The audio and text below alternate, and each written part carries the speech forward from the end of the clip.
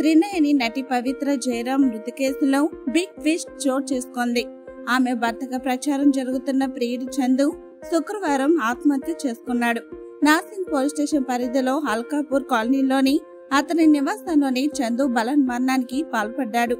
త్రినయన్తో పాటు పలు సీరియల్స్ లో నటించి మంచి గుర్తింపు తెచ్చుకున్నాడు చందు. 2015లో శిల్పను ప్రేమ వివాహం చేసుకున్న చందుకు 2 పిల్లలు కూడా ఉన్నారు. అయితే 6 ఏళ్లుగా చందు టీవీ నటి పవిత్ర జయరాంతో రిలేషన్షిప్ లో ఉన్నట్లు తెలుస్తోంది. త్వరలోనే 2 పెళ్లి కూడా చేసుకోవాలనుకున్నారు. అయితే ఎంతలోనే పవిత్ర రోడ్డు ప్రమాదంలో కన్ను మూసింది.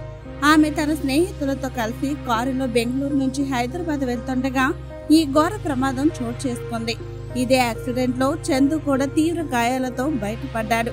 ఆ తర్వాత పలుసార్లు పవిత్రను గుర్తు తెచ్చుకొని ఎమోషనల్ అయ్యాడు. అయితే అతను ఇంతలోనే ఆత్మహత్యకు పాల్పడడం తీవ్ర చర్చనీయాంశం అయింది. కాగా ఘటన స్థలానికి చేరుకున్న పోలీసులు క్లూస్ టీం ప్రాథమిక ఆధారాలను సేకరించే పనిలో పడ్డారు. అలాగే నటుడి ఆత్మహత్యకు గల కారణాలపై పోలీసులు విచారణ ప్రారంభించారు.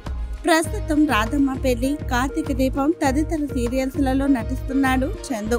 కాగా చందు ఆత్మహత్య చేసుకోవడానికి ముందుగా తన సోషల్ మీడియాలో ఖాతాలో పవిత్రకు సంబంధించి పోస్టులు షేర్ చేసినట్లు సమాచారం.